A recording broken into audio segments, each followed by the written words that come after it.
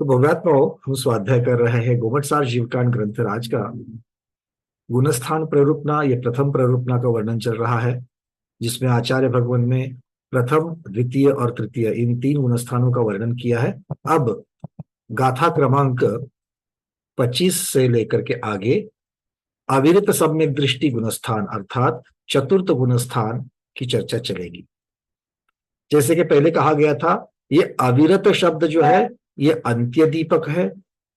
यहां से पहले के सभी गुणस्थान अर्थात 1 से 4 तक के गुणस्थान सभी अविरत के होते हैं, असंयमी के होते हैं।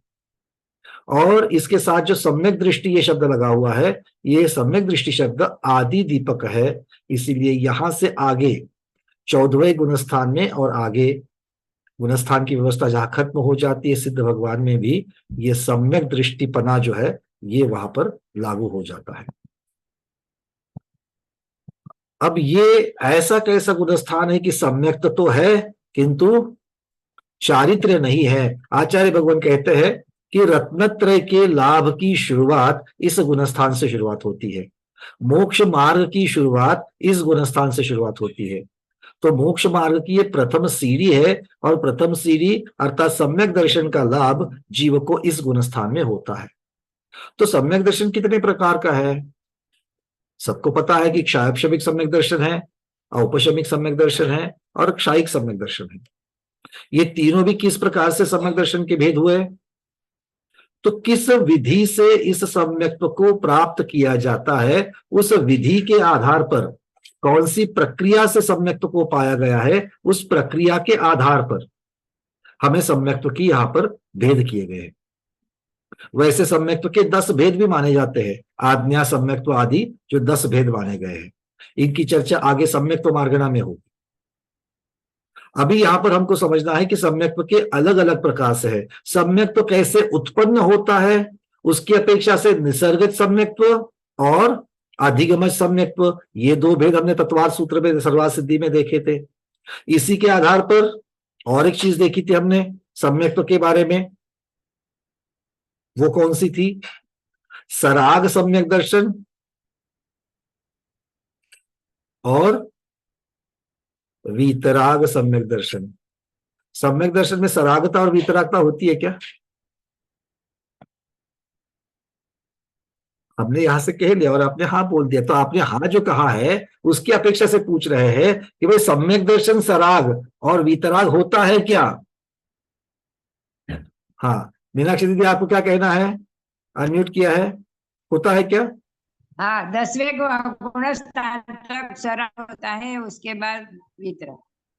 अच्छा, चलिए, वो तो चारित्र होता है ना दीदी, क्या सम्यक दर्शन होता है? सराग और वितराग चारित्र होता है या सम्यक दर्शन होता है? चारित्र होता है। चारित्र होता है। चलिए, और कोई?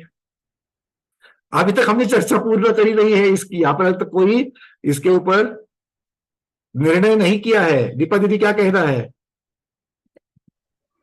विगतः रागः, ज्याच्यापासून राग गेला आहे, म्हणजे 10व्याच्या पुढं कषाय गेलेली आहे। ठीक है, 10वें के बाद में कषाय नहीं है।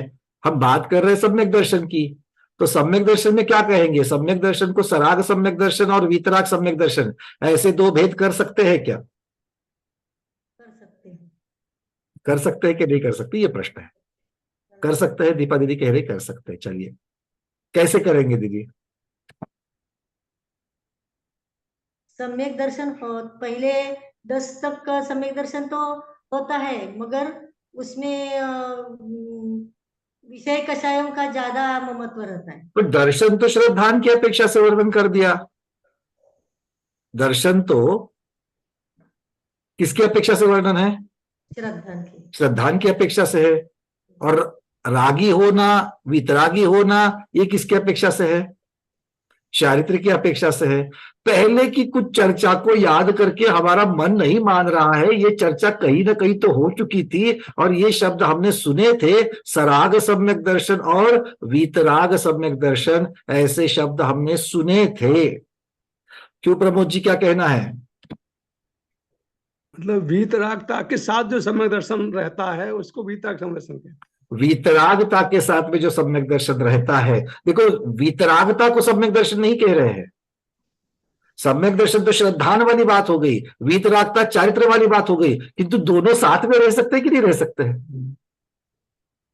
हाँ, तो आचार्य भगवान, क्योंकि आगम में इसके प्रमाण है, जैसे भगवती आराधना ग्रंथ का हमने आपको और द्रव्य संग्रह की टीका का आपको कुछ हवाला देकर के, उसके प्रमाण देकर के आपको बताया गया था कि वीतराग चारित्र के बिना नहीं होने वाला वीतराग सम्यक्त्व नामक निश्चय सम्यक्त्व जानना चाहिए। मतलब वीतराग चारित्र 10वें गुणस्थान के ऊपर जो वीतराग चारित्र है, जहां पर कषाय नहीं है, उस वीतराग चारित्र के साथ में भी तो सम्यक दर्शन होता है। अभी अभी तो कहा था ये आदि दीपक है सम्यक दर्शन, मतलब चौथे गुणस्थान से लेकर 14वें गुणस्थान तक है। तो उस अपेक्षा से रागी जीव के साथ में जो सम्यक दर्शन है वो सराग सम्यक दर्शन है।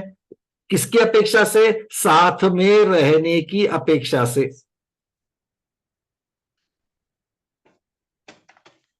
देखो, आप पुण्यवान लोगों की, विद्वानों की, स्वाध्यायी लोगों की संगत में रहते हो तो आपको क्या कहा जाता है? स्वाध्यायी। स्वाध्यायी कहा जाता है, पुण्यवान कहा जाता है। अगर आप हर रोज स्वाध्यायी लोगों के ही साथ में दिखाई दे तो आपको भी स्वाध्यायी कहा जाएगा कि नहीं जाएगा? और अगर आप हर रोज व्यसनी पापी के साथ में दिखाई देंगे थे, अरे मालूम है वो किसके संगत में रहता है, वो भी पापी है, व्यसनी है। होता है कि नहीं होता है? तो संगत का परिणाम, संगत की अपेक्षा सहचरित की अपेक्षा, इसे सहचरित होना, सहचर होना ऐसा कहा जाता है। और सहचरितता की अपेक्षा से सम्यक दर्शन को भी आगम में सराग और वीतराग माना गया है। भगवती आराधना में कहते हैं प्रशस्त और अप्रशस्त दोनों प्रकार के राग से रहित क्षीण मोह वितरागियों का सम्यक्त्व, मतलब कौन है? 12वें गुणस्थानवर्ती महाराज का सम्यक्त्व। कौन सा सम्यक्त्व है? वीतराग सम्यक्त्व है, भगवती आराधना में आचार्य भगवान कहते हैं। और अमित गति श्रावकाचार्य में आचार्य भगवान कहते हैं, आचार्य महाराज अमित गति महाराज कहते हैं शायिक सम्यक दर्शन ही वीतराग सम्यक दर्शन है। वीतराग सम्यक दर्शन कौन सा होगा? अभी अभी क्या कहा था? वीतराग सम्यक दर्शन किसको कहा? जो प्रशस्त और अप्रशस्त दोनों प्रकार से राग रहित वीतरागियों को होता है।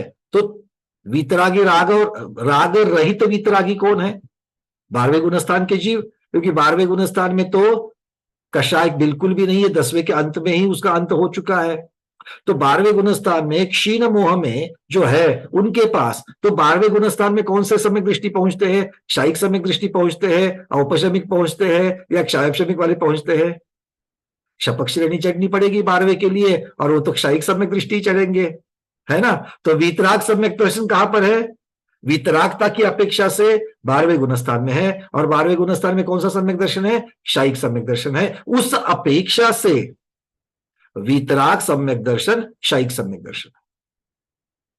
उसके नीचे वाले गुणस्थानों में तो क्षायिक सम्यक दर्शन है, चौथे से 10वें गुणस्थान तक, उसको नहीं कह रहे, उस क्षायिक सम्यक दर्शन को नहीं कह रहे, उल्टा अर्थ लगाना। जो वीतराग सम्यक दर्शन है, जो वीतराग अवस्था में होता है, वो क्षायिक ही होता है। बातें समझ में आ रही सबको? अरे हाथ तो कहो, इतना सा सीधा सा चरित्र गणित है ना। अभी तो उदाहरण दिया था, पुण्यवान के साथ रहे तो पुण्यवान, पापी के साथ रहे तो पापी। तो वीतरागी के साथ रहोगे तो क्या कहलाओगे? बोलो, वीतरागी के साथ रहोगे तो क्या कहलाओगे? अब वीतरागी कहां मिलते हैं? कहां मिलते हैं? 12वें गुणस्थान में। वीतरागी कहां मिलते हैं? 12वें गुणस्थान में, 13वें गुणस्थान में, 14वें गुणस्थान में। और उनकी संगत में रहना है तो आपको कहां जाना पड़ेगा? 12वें गुणस्थान में, 13वें गुणस्थान में और 14वें गुणस्थान में जाना पड़ेगा। तो वहां जाएंगे तो आपका सम्यक दर्शन किस प्रकार का होगा? उनकी सहचरिता, उनके साथ रहेंगे तो आपको क्या कहलाएंगे? वीतरागी तो कहलाएंगे। क्यों? हाँ, बस इस तरीके से समझ लेना। ये समझने के लिए कुछ क्लुप्तियां है, कुछ नुस्खे है, और उसकी अपेक्षा से हम लोग समझ रहे हैं। तो कहने की मतलब ये है, आचार्य भगवान यहाँ पर अलग अलग तरीके से सम्यक दर्शन की चर्चा करते हैं। क्या निसर्गता उत्पन्न है, किसी के उपदेश से हुआ है? निश्चय सम्यक दर्शन है, व्यवहार सम्यक दर्शन है, सराग सम्यक दर्शन है, वीतराग सम्यक दर्शन है, आज्ञा सम्यक्त्व आदि की अपेक्षा से 10 प्रकार का सम्यक दर्शन है, या किस विधि से, किस प्रक्रिया से यह प्राप्त कर दिया, अर्थात कर्म सिद्धांत की अपेक्षा, कर्णानुयोग की अपेक्षा क्या आपने अच्छा, सम्यक दर्शन में कौन बाधा डालता है? दर्शन मोहनीय कर्म मुख्यता से और अनंतानुबंधी की 4 प्रकृतियां। तो इन 7 प्रकृतियों का आपने क्षय करके सम्यक दर्शन पाया है, उपशम करके सम्यक दर्शन पाया है, या क्षयोपशम करके सम्यक दर्शन पाया है। तो आपने कर्म के साथ क्या प्रक्रिया करी है, उस कौन सी विधि की है, उस विधि से, कौन सी प्रोसेस से, कौन सी प्रक्रिया से आपने पाया है, उसके आधार पर जो 3 भेद होते हैं, उन 3 भेदों की चर्चा यहां पर गोमटसार जीवकांड में गुणस्थान प्रवृत्ता में की जा रही है। क्लियर है? बाकी के सभी प्रकार के सम्यक दर्शन की सम्यक्त्व की चर्चा सम्यक्त्व मार्गणा में होगी। ऐसा क्यों? ऐसा क्यों? चिंतन तो करना पड़ेगा, हर एक चीज पर क्यों लगाना पड़ेगा भाई? आप इतना सा ही वर्णन गुणस्थान में कर रहे हो और बाकी का वर्णन जो है मार्गणा में करने जा रहे हो, तो एक ही जगह पर क्यों नहीं सारा कुछ कर रहे? अभी भी याद करो, फिर सम्यक्त्व मार्गणा एक 6-8 महीने के बाद आएगी, फिर इसको याद करो। एक ही जगह पर होता तो अभी याद करते, एग्जाम हो जाती, कॉपी पेन बंद करके रख देते अगला पढ़ने के लिए। प्रश्न समझ में आ रहा है? मन में क्यों ये आना चाहिए? कोई किसी को चिंतन जा रहा है ऐसा क्यों होगा? दीपा दीदी का एक हाथ ऊपर है, प्रमोद जी का हाथ ऊपर है, राजेश जी का हाथ ऊपर है। राजेश जी जरा बताइए तो। इसमें मार्गणा में सम्यक्त सहित और सम्यक्त रहित सब जीवों की जो कैलकुलेशन वो सब दिखाते हैं, वो बताते हैं। और सम्यक्त जो सम्यक दर्शन है उसमें खाली सम्यक दर्शन वालों की कौन सी टाइप का। आप बिल्कुल सही फरमा रहे हैं सर, कि सम्यक्त्व मार्गणा में क्या विषय आता है आप कह रहे हैं। हमारा प्रश्न थोड़ा सा अलग है, हम पूछ रहे हैं कि वो सम्यक्त्व मार्गणा में क्यों लिया, गुणस्थान में क्यों नहीं लिया उस विषय को? मार्गणा में सभी जीवों की बात आ जाए, गुणस्थान में खाली जो कैटेगराइज किया है भावों से। थोड़ा बस आप पहुंच गए हो, बस थोड़ा सा शब्दों में और एक्यूरेसी चाहिए हमको। ओघ और आदेश, संक्षेप और विस्तार, याद आ रहा है? पहले वाला भूलना नहीं है। गुणस्थान में किस प्रकार की चर्चा चलेगी और मार्गणा में किस प्रकार की चर्चा चलेगी। मार्गणा में जो सम्यक्त्व पाते हैं, जो सम्यक्त्व नहीं पाते हैं, अलग अलग प्रकार के सम्यक्त्व, उसके उत्पत्ति किसके साथ में होगा, सभी चर्चा वहां पर होगी। इस प्रकार के सम्यक्त्व में कितने जीव होंगे, दूसरे प्रकार के सम्यक्त्व में कितने जीव होंगे, कौन से वाले तीनों लोगों में ज्यादा है, कौन से वाले कम है, इन सब की चर्चा कहां पर होगी? विस्तार से कहां पर होगी? मार्गणा में होगी। यहां पर क्या होगा? संक्षेप से वर्णन होगा। क्लियर है? यहां पर आत्म विकास की अपेक्षा, गुणस्थान की अपेक्षा से चर्चा चलेगी कि भाई क्या पा लिया करके आप इस गुणस्थान में आओगे, इसकी चर्चा है। चलिए बहुत बढ़िया। अब थोड़ा सा चलते हैं परसों वाले विषय पर, जहां पर हम लोगों ने अनादि मिथ्या दृष्टि को उपशम सम्यक्त्व करने के बाद उस प्रक्रिया में मोहनीय कर्म की उसकी 28 प्रकृतियां हो गई थी। ये सबको याद आ रहा है? 26 थी, उसकी और 28 हो गई। 26 की 28 कैसे हो गई, जरा कौन बताएगा भाई? नया चाहिए हमको कोई तो। 26 प्रकृति की 28 प्रकृतियां कैसी हो गई? रजनी जैन दीदी जरा बताना, 26 प्रकृति की 28 प्रकृतियां कैसे हो गई? कोई बात नहीं, आप चर्चा करेंगे। मुझे याद नहीं आ रहा करके आपको पूछ रहा हूं मैं, आपको भी अगर नहीं आ रहा तो दोनों चर्चा करके याद करेंगे, क्या प्रॉब्लम है ना? उसकी जो तीनों प्रकृतियां ऐड हो जाएंगी, ये सम्यक्त, मिश्र और मिथ्यात्व, तीनों ऐड हो जाएंगी तो 28 हो किसमें ऐड हो जाएगी दीदी? ये जो 25। नहीं बिल्कुल आप सही, आप भावों से सही बता रहे हो, शब्द थोड़े से गलत हो रहे हैं, शब्द में फिसलन हो रही है। देखो आपने सही कहा, एक प्रकृति की 3 प्रकृतियां हो रही है, ये तो पक्का। फिर कौन सी एक प्रकृति? मिथ्यात्व एक प्रकृति ओरिजिनली एक ही थी, क्योंकि बंधती तो एक ही है। और फिर इस उपशम सम्यक्त को प्राप्ति में जो विशुद्धि मिल गई, उस विशुद्धि के आधार पर इस एक की तीन हो गई। हो गए, हाँ। मिथ्यात्व अकेली थी, अब मिथ्यात्व, सम्यक मिथ्यात्व और सम्यक तो मोहनीय, ये इस प्रकार से कहते हैं। अभी एक जगह पर कोई प्रवचन हम सुन रहे थे, तो उसमें उन्होंने शब्द लगाया सम्यक तो मोहनीय, हमें बड़ा अच्छा लगा, क्योंकि सम्यक तो बोल करके जो भ्रांति होती है, कंफ्यूजन होता है, सम्यक तो मोहनीय कहने से बिल्कुल याद आता है ये सम्यक के ऊपर मोहर डालने वाली है। बड़ा अच्छा लगा ये शब्द, तो कभी कभी इसको भी तो इस्तेमाल कर सकते हैं, सम्यक तो मोहनीय। ठीक है, तो ये 3 प्रकृतियां हो गई, ठीक है ना, तो 28 प्रकृतियां हो गई। अब ये 28 प्रकृतियों के साथ में उपशम सम्यक तो उसने पाया है। अब ये जीव उपशम सम्यक जो पाया है, उपशम सम्यक का काल तो खत्म होने वाला है अंतर मुहूर्त के बाद, पक्का। तो अंतर मुहूर्त के बाद में जो उसका उपशम का काल खत्म हो जाएगा, उसके बाद में कहा जाएगा, तो हमारे पास 4 पॉसिबिलिटीज थी, 4 विकल्प थे। उसमें से क्या है, अगर मिथ्यात्व कर्म प्रकृति का उदय आएगा तो वो मिथ्यात्व में सीधे पहले गुणस्थान में चला जावे। अगर अनंतानुबंधी कषाय में से कोई एक कषाय उदय में आवे तो चौथे से दूसरे में आ जावे, उपशम थे इसलिए चौथे से दूसरे में आ जाएगा। अगर सम्यक मिथ्यात्व कर्म प्रकृति का उदय आएगा तो चौथे से तीसरे गुणस्थान में आ जाएगा, और अगर सम्यक प्रकृति का उदय आएगा तो चौथे गुणस्थान में ही बरकरार रहेगा, सम्यक के साथ ही रहेगा, किंतु अब वो औपशमिक नहीं, शायोपशमिक या वेदक सम्यक दृष्टि कहा जाएगा। ठीक है, क्लियर है। तो अब तक हमने चर्चा किसकी की है, मिथ्यात्व वाले की है, सासादन वाले की है, और मिश्र वाले की है। तो अब किसकी बच गई, चौथे क्षायोपशमिक वाली की सबसे पहले बच गई, क्योंकि सम्यक तो प्रकृति उदय में आएगी तो जीव क्षायोपशमिक सम्यक दृष्टि होगा। और इसी आधार पर आचार्य भगवान सिद्धांत चक्रवर्ती नेमिचंद्र महाराज चौथे गुणस्थान की जो शुरुआत करते हैं वो क्षायोपशमिक सम्यक्त्व की व्याख्या के साथ में करते हैं। चलिए उस 25 नंबर की जो गाथा है, उस 25 नंबर की गाथा को हम लोग देख लेते हैं और अपने मुख से गा करके, अपने कंठ से गा करके कंठ को शुद्ध भी करते हैं। हम यहां से आपको शेयर कर रहे हैं, आप अपने पीडीएफ पे भी देख सकते हैं चाहिए तो। 25 नंबर की गाथा आपके सामने है। सम्मत देश घादि शुद्ध यादो वेदगम हवे सम्मम चल मलिनम गाढ़म तम निच्चम कम खवण हेदु। क्या कह रहे देखिए, एक एक शब्द को लगाते हैं, पहले शब्दों के अर्थ समझ लेते हैं। आचार्य महाराज कह रहे हैं सम्मत देश घादिस उदयादो। सम्मत अर्थात सम्यक्त्व कर्म प्रकृति, वो कैसी है सम्यक्त्व कर्म प्रकृति, देशघाती है ना, देशघाती है कि सर्वघाती है, देशघाती है। सम्यक्त्व में कोई सर्वघातीपना नहीं है, सम्यक्त्व में अकेला देशघातीपना ही है।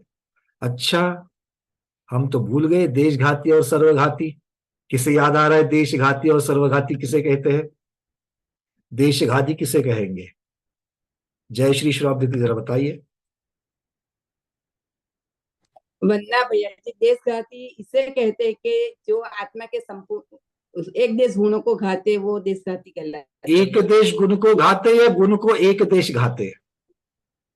गुण को एक देश घाते। हाँ बस, है ना, गुण एक देश और गुण सर्व नहीं होते, गुण तो गुण होता है ना। तो गुण को ढकना ये आधा अधूरा हो सकता है या संपूर्ण हो सकता है। गुण तो गुण रत्न है ना, गुण तो गुण संपूर्ण रत्न है, उस रत्न को पूरा ढकना है या एक देश ढकना है। क्लियर है? तो शब्द कहाँ लगाएंगे, एक देश, और ये और गुण को नहीं लगाएंगे, घातने को लगाएंगे। सो जो हमारे आत्मा के गुण को एक देश घातता है, आधा अधूरा घातता है, थोड़ा बहुत घातता है, उसे देशघाती कहेंगे, और जो संपूर्ण घातता है उसे सर्वघाती कहेंगे। बहुत बढ़िया। चलिए अब उस शब्द की तरफ चलते। तो ये देशघाती प्रकृति कौन से प्रकृति की बात कर रहे हैं? ये कर रहे हैं सम्यक्त्व कर्म प्रकृति की बात, जो अब ये मिथ्यात्व के टुकड़े होने से सम्यक्त्व प्रकृति हुई है। तो ऐसी देशघाती के उदयादो, उदय होने से क्या होता है? वेदगम हवे सम्मम, वेदक सम्यक्त्व होता है, सम्यम अर्थात सम्यक्त्व, वेदक सम्यक्त्व होता है। अब इसे वेदक सम्यक्त्व क्यों कहते हैं, इसकी चर्चा आगे आएगी। प्रक्रिया है क्षयोपशम की, प्रक्रिया है क्षयोपशम की, तो उसे क्षयोपशमिक सम्यक्त्व भी कहेंगे और किसी अपेक्षा से उसको वेदक सम्यक्त्व भी कहेंगे। आगे क्या कहते हैं, चल मलिनम गाढ़ं तम, चल मलिन और अगाढ़ रूप होता है कौन, ऊपर जिस वेदक सम्यक्त्व की बात कर रहे हैं। और क्या कहते हैं, नित्यम, वो नित्य होता है। कौन, क्षयोपशमिक सम्यक्त्व नित्य होता है। हाँ आपने सही सुना, मैं नहीं कह रहा हूं, सिद्धांत चक्रवर्ती महाराज कह रहे हैं। नित्य मतलब क्या है, नित्य का अर्थ क्या होता है, हमेशा रहता है वो, तो क्षयोपशमिक सम्यक्त्व तो हमेशा रहता है कह रहे सिद्धांत चक्रवर्ती नेमिचंद्र महाराज। कुछ मन में हलचल हुई कि नहीं हुई, धक्के लग रहे, क्या लग रहा है, नहीं लग रहा है? अच्छा चलो, अब जब चर्चा आएगी तब देखेंगे। और आगे क्या कहते हैं, कम्म खवन हेतु, हेतु मतलब निमित्त, हेतु निमित्त, किसका निमित्त है, कम्म खवन, कर्म क्षय का। अब कौन से कर्म क्षय का, किसकी चर्चा चलेगी यहां पर, सम्यक तो चल रही, मतलब दर्शन मोहनीय कर्म के क्षय का ये हेतु है, निमित्त है। क्या क्या चीजें बता रहे हैं देखो यहां पर इस गाथा में आचार्य भगवान। सबसे पहले तो कह रहे हैं कि सम्यक नाम की देशघाती प्रकृति के उदय से जो सम्यक्त्व प्राप्त होता है उसे वेदक सम्यक्त्व कहते हैं। और ये वेदक सम्यक्त्व चल मलिन अगाढ़ रूप अर्थात इसके साथ होता है, ये उसका स्वरूप है। अर्थात वेदक सम्यक्त्व चलायमान होता है, वेदक सम्यक्त्व मलिन होता है और वेदक सम्यक्त्व अगाढ़ होता है। और क्या कहते हैं, वेदक सम्यक्त्व नित्य होता है और वेदक सम्यक्त्व ये दर्शन मोहनीय कर्म के क्षय में निमित्त होता है। सभी बातों को नोट किया आपने, मन के मन में तो कम से कम अब एक एक की चर्चा चलेगी कि आचार्य महाराज को कहना क्या है यहां पर। सबसे पहले तो उन्होंने कहा कि ये वेदक सम्यक्त्व कैसे उत्पन्न होता है, तो सम्यक्त्व कर्म प्रकृति के उदय से होता है। तो चलिए जरा वो देख तो लेते हैं, देखा हुआ तो है हमने पहले, पर वो प्रक्रिया क्या होती है उस प्रक्रिया को भी एक बार थोड़ा समझ लेते हैं, फिर से रिवीजन हो जाएगी। और एक बार देख लीजिए, अब सम्यक्त्व प्रकृति का उदय तो ये महाराज जी ने यहां पर मोटा मोटी में कथन कर लिया कि भाई उदय तो सम्यक्त्व प्रकृति का है, किंतु बाकी लोगों के साथ में आपने क्या प्रक्रिया करी है। क्यों, क्योंकि सम्यक्त्व को बाधा डालने वाली जो बाकी चीजें हैं उनका बंदोबस्त किए बिना सम्यक्त्व प्रकट होगा क्या, नहीं होगा। मतलब यहां पर चर्चा भले देशघाती की हो, देशघाती के उदय की हो, सर्वघाती का आपने क्या किया इसकी भी तो चर्चा होनी चाहिए, जो पहले भाव प्रवृत्ति में आचार्य भगवान ने की है। इसलिए यहां पर रिपीट नहीं किया, पहले भाव प्रवृत्ति में बताकर क्या आए हैं। तो क्या हुआ, दर्शन मोहनी की सम्यक्त प्रकृति का उदय होने पर जो श्रद्धांचल मलिनागार होता है उसे वेदक सम्यक्त कहते, इतना ही स्वरूप इस गाथा में कह लिया। होता क्या है कि मिथ्यात्व और सम्यक मिथ्यात्व और अनंतानुबंधी चतुष्क, मतलब कितनी प्रकृतियां हो गई, अनंतानुबंधी की 4, मिथ्यात्व 5 और सम्यक मिथ्यात्व 6। तो इन 6 प्रकृतियां, ये 6 की 6 सर्वघाती है। इन 6 प्रकृतियों के सर्वघाती का वर्तमान में उदय आने वाले सर्वघाती पने का क्षीण हो करके उसका सर्वघातीपना निकल जाना, अर्थात जिसे हम लोग उदयाभावी क्षय कहते हैं। धनुर्धर प्रत्यंजा बाण की शक्ति और उसको शक्ति को शक्तिहीन होना, वो सारी चीजें उदयाभावी क्षय में आ गई। दूसरा है सद अवस्थारूप उपशम, अर्थात ये कर्म परमाणु, सर्वघाती के कर्म परमाणु हमारी आत्मा में तो लगे हैं, उदय में नहीं आ रहे हैं। अभी उनके उदय में आने का काल नहीं है, अभी वो उदय में आने के योग्य नहीं है, वो प्रभावहीन है, कोई अपना फल नहीं दे पा रहे हैं। इसीलिए उनका अस्तित्व है किंतु वो दबे हुए हैं, इसलिए उसको कहा सद अवस्था रूप उपशम। अस्तित्व में तो है किंतु वो अपना फल दबाए हुए है, इसलिए उसको सद अवस्थारूप उपशम कह दिया। और फिर आगे इसकी वजह से क्या हो गया, ये दोनों प्रक्रियाओं की, क्योंकि क्षयोपशम में क्षय भी होता है और उपशम होता है। क्षयोपशम की व्याख्या क्या है, जहां पर क्षय भी हो और उपशम भी हो, दोनों होना चाहिए, तो ये दोनों हुआ। इसकी वजह से क्या हुआ, तत्वार्थ श्रद्धान का उत्पन्न हो गया, सम्यक दर्शन उत्पन्न हो गया। इस क्षयोपशम की प्रक्रिया से मंथन होकर के क्या निकला, क्या निकला। आप लोग मंथन करते कि नहीं करते हैं, आजकल तो मिक्सर आ गए, छाछ है, दही बना, दही सी छाछ बन गई और छाछ को मथना चालू कर दिया दोनों हाथों से। वो मथते बैठते मथते बैठते मथते बैठते हैं, वो मथने के बाद में ऊपर आ गया नवनीत प्रोडक्ट, सार। तो ये सार क्या है, यहां पर मथना किस प्रक्रिया से चल रहा है, मथना चल रहा है उदयाभावी क्षय, ये एक डोरी, और दूसरी डोरी सद अवस्थारूप उपशम, मथे जा रहे हैं मथे जा रहे हैं मथे जा रहे हैं, और इसमें से क्या निकला, सम्यक दर्शन का नवनीत मक्खन निकला। किंतु क्या हो गया, वो मथने की प्रक्रिया जो है ना, वो हमारी परफेक्ट नहीं थी। मथने की प्रक्रिया परफेक्ट नहीं थी, इसलिए जो मक्खन निकला है ना, वो मक्खन कैसे रहना चाहिए था, ताजा करारा होना चाहिए था मक्खन। किंतु ये कैसे निकला है, अभी रखते ही उससे में से पूरा छाछ छाछ छाछ निकल रहा है, मतलब अभी तक पूरा का पूरा गाढ़ा नहीं हुआ।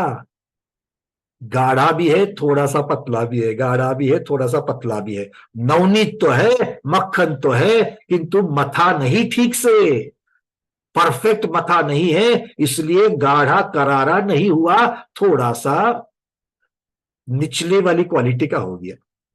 ये ऐसा निचली वाली क्वालिटी क्यों हो गई, क्योंकि सर्वघाती कर्म प्रकृति की जगह पर देशघाती कर्म प्रकृति, बंदोबस्त सर्वघाती का किया, देशघाती जो सम्यक तो प्रकृति है उसका उदय हो रहा है। और इसीलिए उस उदय की वजह से क्या हो रहा है, चल मल अगाड़ नाम के दोष लग रहे, किसमें, सम्यक दर्शन में, जो श्रद्धान उत्पन्न हो रहा है उस। आ रही बात समझ में, क्लियर है। अब इसके आगे जब भी भले मिक्सी में मथो, जब भी मक्खन बनाओ, तब याद आएगा कि नहीं आएगा क्षमिक सम्यक तो।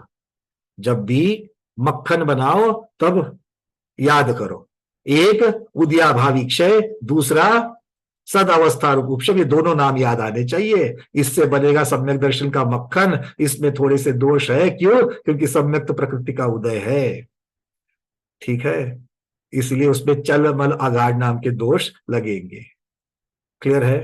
तो ये हो गई प्रक्रिया, इसीलिए इसको कहा, इसमें क्षय भी होता है उपशम भी होता है, इसलिए इसका नाम क्षयोपशमिक सम्यक्त्व।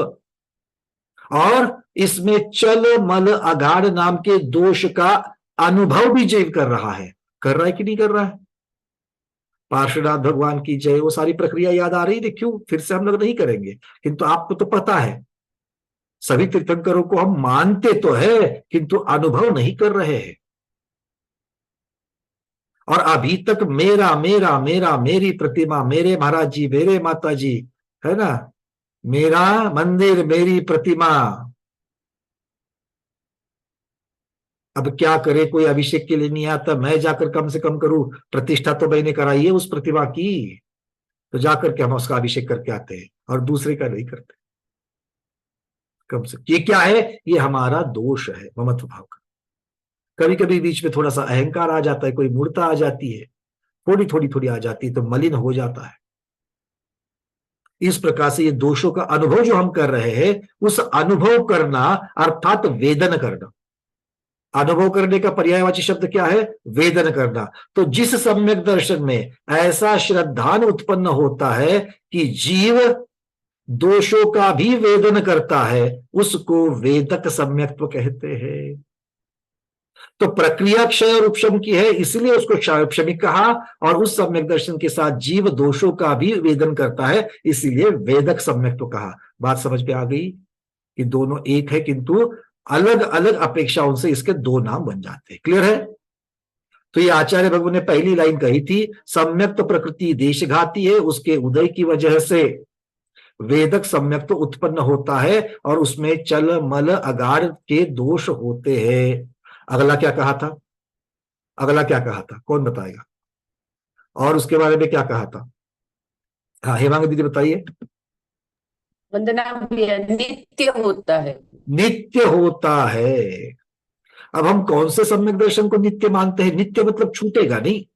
मोटा मोटी में नित्य का अर्थ तो यही होता है ना, जीव द्रव्य नित्य है, अनादिकाल से लेकर अनंत काल तक है, कभी नहीं मिटेगा। तो क्षायक शमिक सम्यक तो कैसा है? आचार्य कहते हैं नित्य है। भाई क्षायिक सम्यक तो नित्य है, ये मान लिया। क्षायिक सम्यक तो नहीं छूटता है, ये तो मान लिया, पर क्षायक शमिक तो छूटता है। फिर भी आचार्य भगवान यहां पर उसे नित्य कह रहे हैं। तो हमें ये नित्य कहने के पीछे उनके क्या भाव है, इसको समझना है। शब्द का सीधा सीधा शब्द से जो अर्थ निकलता है वो नित्य अर्थ नहीं लेना है। आचार्य भगवान कहते हैं क्षायक शमिक सम्यक्तों का सर्वाधिक काल अगर एक साथ लगातार अगर ये टिका रहे तो ये 66 सागर तक टिक सकता है, और 66 सागर का काल बहुत बड़ा होता है। उस अपेक्षा से यहां पर उपचार से उसे नित्य कहा है, क्योंकि तुलना किससे हो रही है?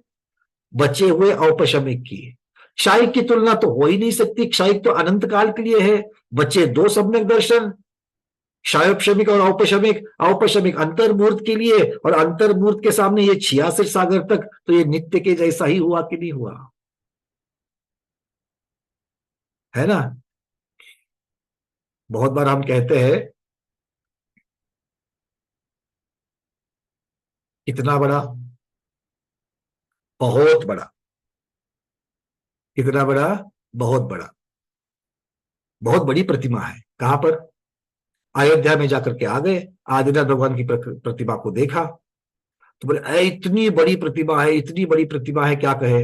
दिल्ली में भरत भगवान की प्रतिमा देखी, अयोध्या में भरत भगवान की प्रतिमा देखी, अरे ऐसी प्रतिमा ही देखी नहीं, इतनी बड़ी प्रतिमा है, बहुत बड़ी प्रतिमा है। अब ये बहुत बड़ी प्रतिमा या सबसे बड़ी प्रतिमा, उसको भरत भगवान को किस अपेक्षा से कहा? बाकी जगह पर जो भरत भगवान की प्रतिमाएं है, होती है बहुत जगह पर आदिनाथ भगवान भरत बाहुबली की प्रतिमाएं होती है, छोटी छोटी होती है, 3 फीट की, 5 फीट की, पीतल की, छोटी होती है। संगमरमर की भी हो तो 7 फीट की, 10 फीट की, 11 फीट की होती है। 31 फीट की ज्यादातर भरत भगवान की नहीं होती है। तो हमने जब देखी तो हमने अलंकार भाषा में क्या कह लिया? सबसे बड़ी प्रतिमा। पर साक्षात में सूक्ष्मता से देखा जाए तो सबसे बड़ी है क्या? उससे बड़ी तो गोमतेज भगवान की है, और उससे बड़ी तो मांगी तुंगी में आदिनाथ भगवान की है। तो सूक्ष्मता से अर्थ अलग निकलता है, और कथन करने की शैली से, कथन करने के विषय की अपेक्षा से और तुलनात्मक तरीके से उसको सबसे बड़ा कहना, इसमें भी कोई दोष नहीं है क्या?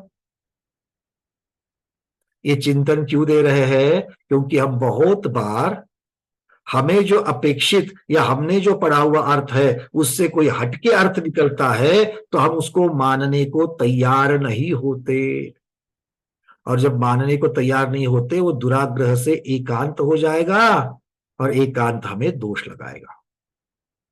तो कथन करते हो हम बोलाचाल में भी तो करते हैं कि नहीं करते हैं? अरे बोलो भाई, बोलाचाल में इस प्रकार की बातें करते हैं कि नहीं करते हैं?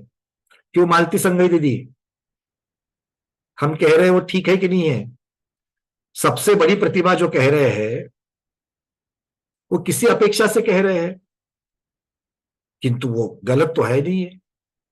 और अगर सबसे बड़ी का अगर साक्षात प्रमाण लगाया जाए तो वो नहीं होगा। आ रही बात समझ में? वैसे यहां पर नित्य क्यों कहा गया है? 66 सागर की जो अवधि होती है, जो प्रमाण होता है, जो समय होता है, वो बहुत बड़ा होता है। क्लियर है? अरे भाई क्लियर है? कुछ तो नया प्रोडक्ट आपको बेच रहे हैं, खरीद रहे हो कि नहीं खरीद रहे हो? प्रमोद जी ने बहुत सुंदर लिखा, देवों को अमर भी कहते हैं, अमरा सुर नर वंदन करती जाचे दिन रजनी। अर्घ में आता है, मराठी अर्घ में। अमर और असुर दोनों भी आ गए, तो असुर तो भवनत्रिक वाले में असुर आ जाएंगे और अमर भी आ जाते हैं। प्रभु जी बिल्कुल सही कहा आपने, वो देवों को ही कहा गया है, तो देव अमर है क्या? अमरत्व है क्या देव के पास? नहीं है ना। हाँ, तो ये कहने की पद्धति होती है। चलिए आगे बढ़ते हैं। तो नित्य क्यों कहा गया? 66 सागर का ये इसका काल होता है इसलिए। और अगला शब्द क्या था? कम्मक खवन हेतु। कम्मक खवन हेतु अर्थात जब भी दर्शन मोहनीय कर्म का क्षय करने की प्रक्रिया शुरू करेगी, कोई भी जीव प्रक्रिया शुरू करना चाहेगा, उसके पास में ये क्षायब शमिक सम्यक्त्व होना चाहिए, उसके बिना नहीं कर सकता। किसी के पास औपशमिक सम्यक्त्व है, भले निर्दोष है, किंतु औपशमिक सम्यक्त्व से क्षायिक सम्यक्त्व पाया नहीं जा सकता है। सिर्फ और सिर्फ वेदक सम्यक्त्व से ही क्षायिक सम्यक्त्व पाया जा सकता है, अर्थात कर्म का क्षय किया जा सकता है, धर्म का दर्शन मोहनीय कर्म का क्षय किया जाता है। तो दर्शन मोहनीय कर्म का क्षय होने के लिए कारण कौन है? कौन कारण है? वेदक सम्यक्त्व कारण है। बातें समझ में आ रही है? गाथा समझ में आ गई? सारी समझ में आ गई? चलिए आगे बढ़ते हैं। अब यहां पर एक गणित बताया गया है आगम में। 66 सागर, 66 सागर का सम्यक्त्व, वेदक सम्यक्त्व कैसे होता है? ठीक है, जिनको गणित समझ में आएगा उस गणित को समझना, जिनके समझ में नहीं आएगा तीर्थंकर भगवान की वाणी समझ करके उसको हाथ जोड़ करके उसको ग्रहण करना। ठीक है, क्योंकि इस प्रकार का गणित समझने के लिए थोड़ा सा अनुयोग द्वारों का और बाकी की चीजों का थोड़ा सा स्वाध्याय आवश्यक है। तो उसके लिए आप सर्वार्थ सिद्धि का जो पहला अध्याय की जो ऑडियो वीडियोस है उसको आप जरूर देख सकते हैं और वहां पर आपको समझ में आएगा। अच्छा, दूसरा, जिनको ये गणित समझ में आता है उनको भी कैसे इसको पढ़ना है हम पहले बता देते हैं और उसके बाद चार्ट को दिखाएंगे। 66 सागर का किस प्रकार से प्रमाण सिद्ध होता है, इसको सिद्ध करने का ये एक तरीका है, एक उदाहरण है। ऐसा ही होवे ये जरूरी नहीं है, इसको पहले समझना। ठीक है, क्योंकि हम कहेंगे कि यही एक रास्ता है तो फिर बहुत सारे प्रश्न खड़े हो जाएंगे और उसको सिद्ध नहीं किया जा सकता। हम आपको बताते हैं पहले। चलिए अब आपको ये चार्ट यहां से दिखाए जा रहे, देख लेना। और हम जैसा जैसा मैं बोल रहा हूं वैसे वैसे उस चार्ट की तरफ देखना, याद और उसको समझना। सबसे पहले कोई भी जीव उपशम सम्यक्त्व से वेदक सम्यक्त्व को प्राप्त हो गया। अब वेदक सम्यक्त्व को कैसे प्राप्त करेगा जीव? या तो मिथ्यात्व से वेदक सम्यक्त्व में गया है ना, पहले से चौथे गुण स्थान में चला गया, या तो फिर औपशमिक सम्यक्त्व के अंत में सम्यक्त्व प्रकृति उदय में आ गई और फिर वो क्षायक्षमिक सम्यक दृष्टि बन गया। यहां पर आचार्य भगवान ने उदाहरण कौन सा लिया है?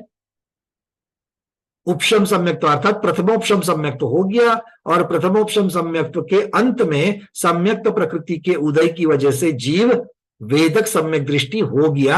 अब वेदक सम्यक दृष्टि हो गया तो यहां से उसका गणित शुरू होता है। कितनी देर तक टिकेगा? कितनी देर तक टिकेगा? 66 सागर। तो यहां से शुरुआत होती है। बात समझ में आ गई? कहां से शुरुआत होती है? वेदक सम्यक्त्व की।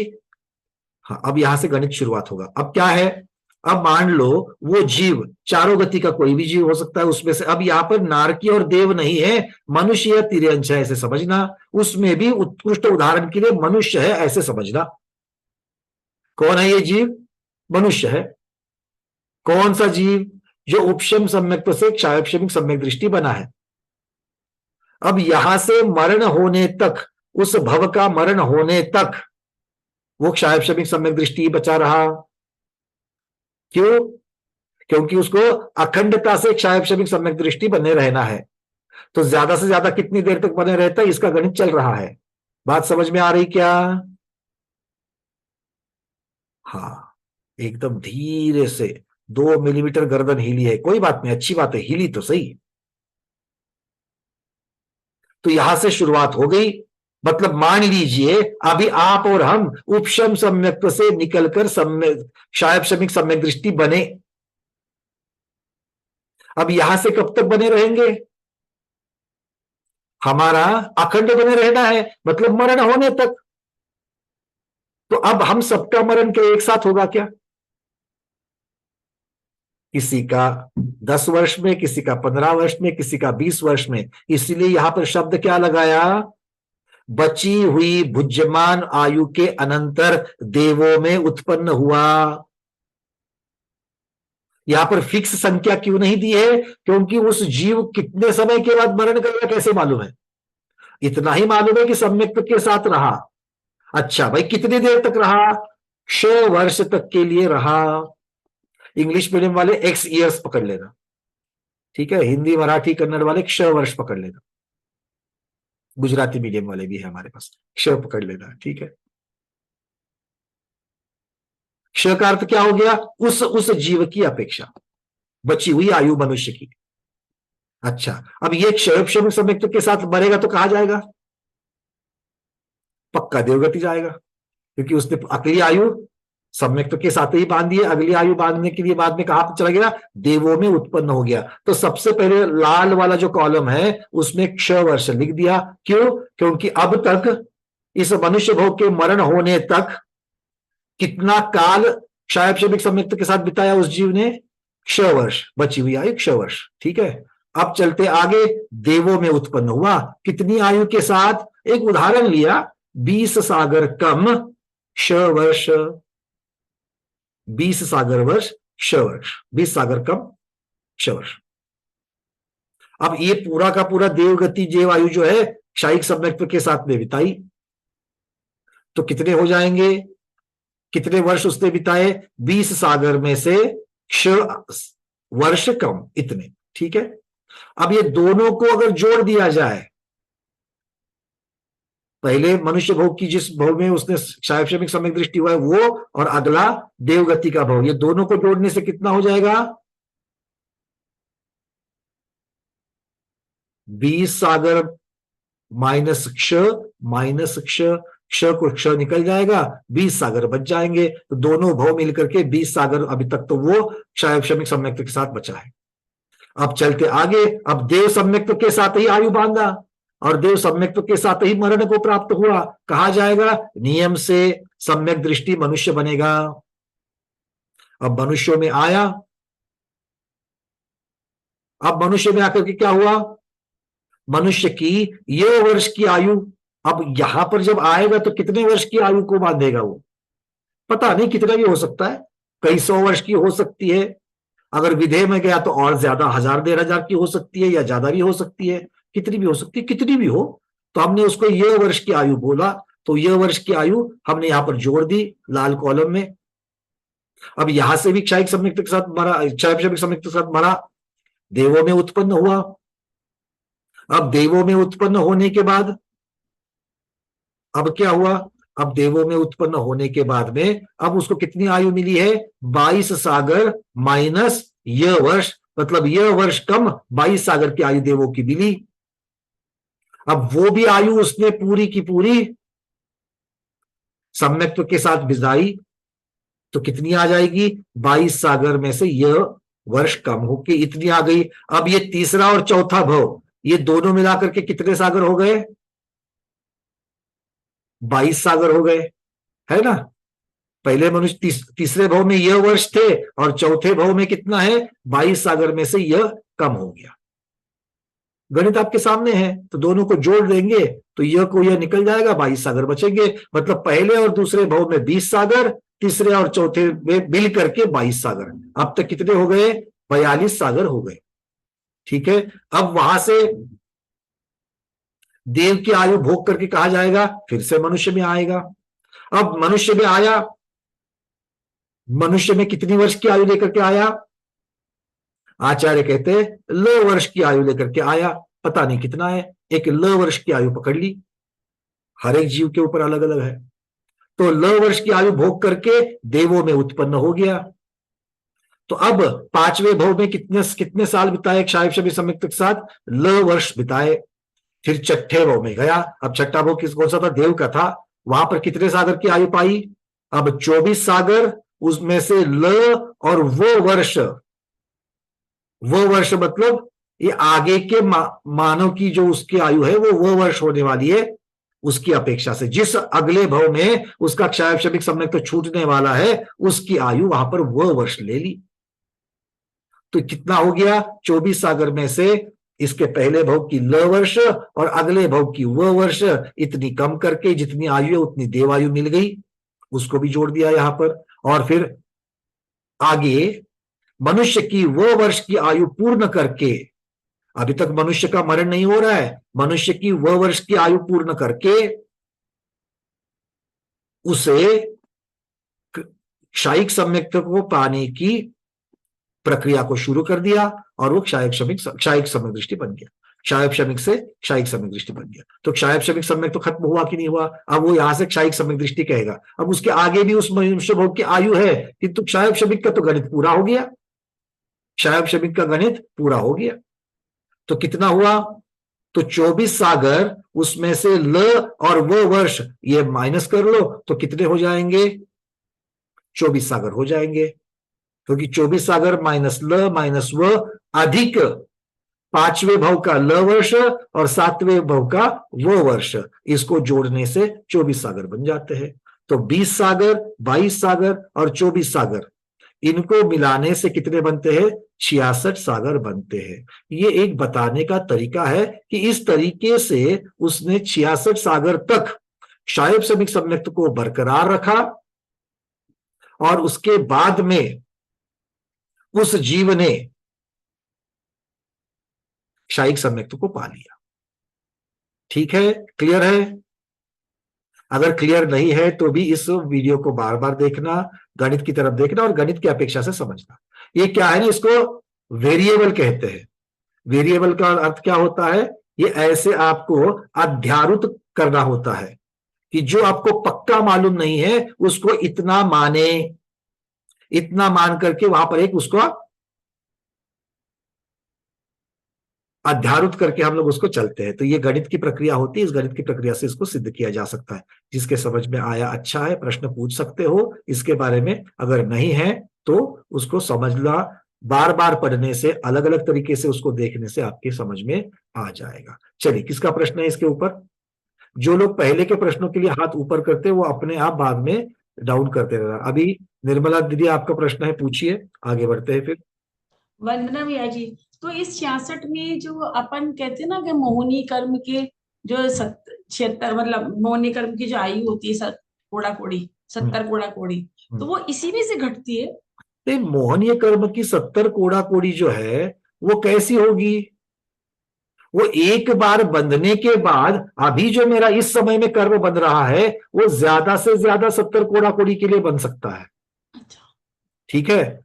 और यहां पर कोड़ा कोड़ी तो संख्यात हो गया, और यहां पर तो सागर की बात की जा रही है।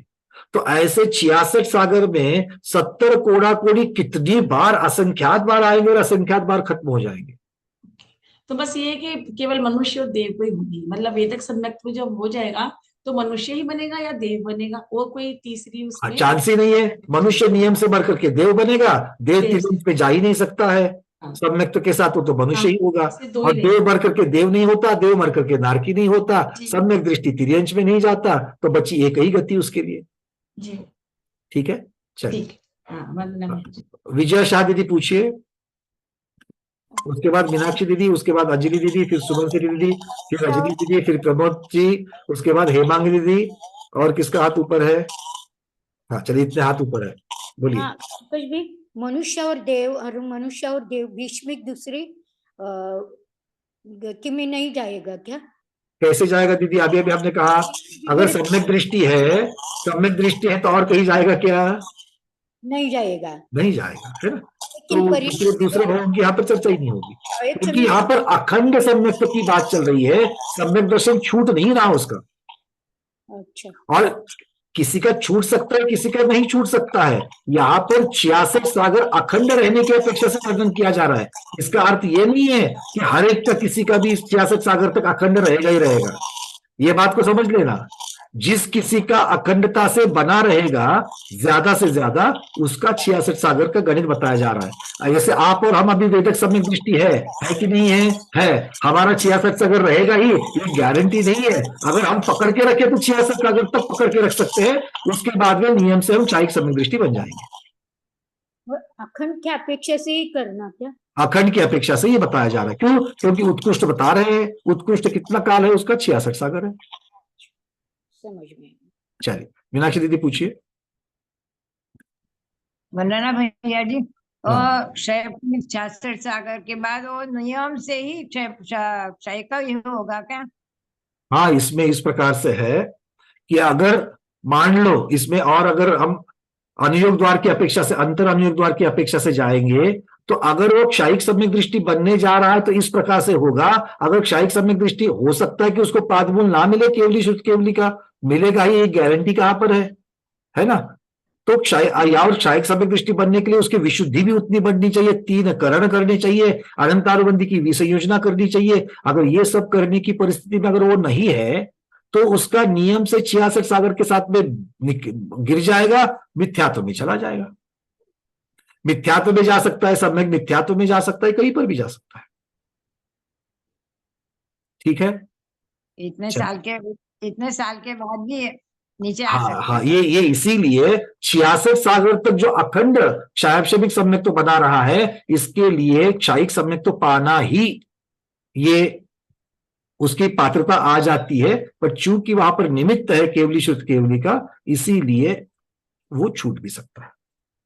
ठीक है? अगर मान लो नहीं छूटता, अगर नियम से क्षयिक सम्यक दृष्टि होता, तो फिर अर्धपुद्गल परावर्तन वाला जो नियम है वो नहीं बनता, है ना? अर्धपुद्गल परावर्तन का तो फिर कितना बनता भैया? एक बार सम्यक तो पा लिया, उपशम सम्यक दृष्टि हो गया, उससे क्षायक शमिक हो गया, क्षायक शमिक होने के बाद में 66 सागर में क्षायिक हो गया, और उसके बाद में 3 या 4 भव में निकल गया। तो ये अर्धपुद्गल परावर्तन से बहुत कम समय में निकल जाएगा। तो और अर्धपुद्गल तक तो सम्यक दृष्टि रह सकता है।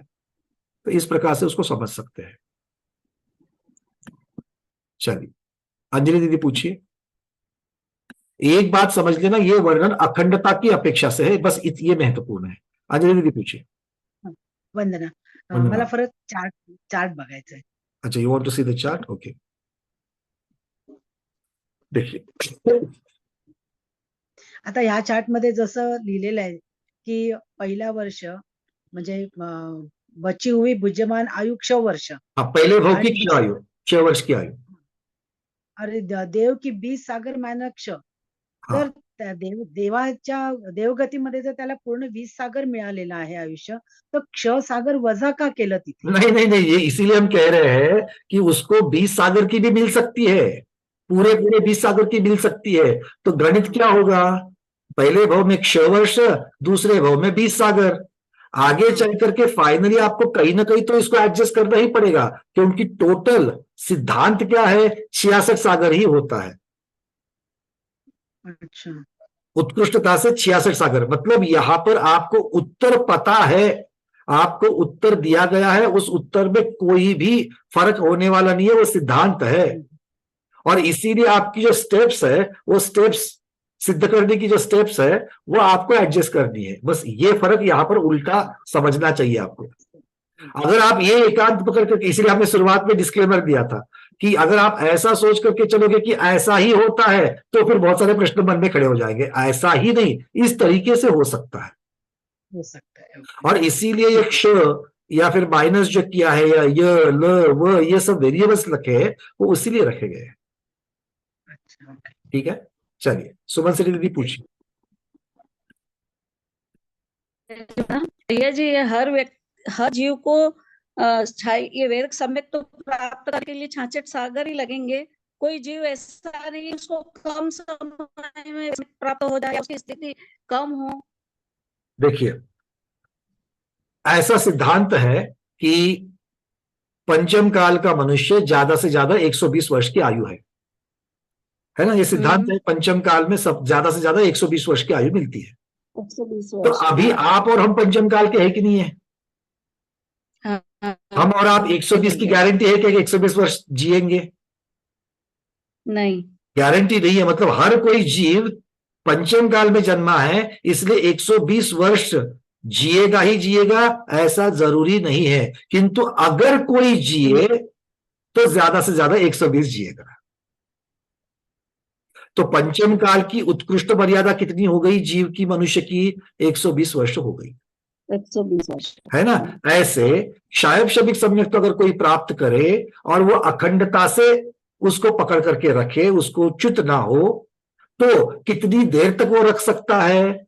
66 सागर तक रख सकता है। हर कोई क्षायब शबिक को प्राप्त करने के बाद उतना रख ही पाएगा ये जरूरी नहीं है। अगर कोई रखे तो ज्यादा से ज्यादा इतना रख सकता है, इससे ज्यादा नहीं रख सकता है। तो इसकी जगन्य स्थिति कितनी रहेगी? हाँ, जगन्य स्थिति कितनी है? अंतर्मुहूर्त। सम्यक दर्शन की जगन्य स्थिति कितनी है? अंतर्मुहूर्त। तो ये छायोप सम्यक मतलब वेदक सम तो फिर अंतर्मुहूर्त भी रह सकता है। बिल्कुल, अंतर्मुहूर्त भी रह सकता है, और अंतर्मुहूर्त रह करके उसके बाद फिर हो सकता है कि तीसरे गुणस्थान में चला जाए या पहले गुणस्थान में चला जाए, कुछ भी हो सकता है। और भैया जी एक बात ये समझ पर बात यहाँ पर ये क्यों, ये 66 सागर की बात क्यों कह रही है, ये क्यों गणित बनाया गया या क्यों इसकी चर्चा चल रही है? क्योंकि आचार्य भगवान इसको नित्य कह रहे हैं।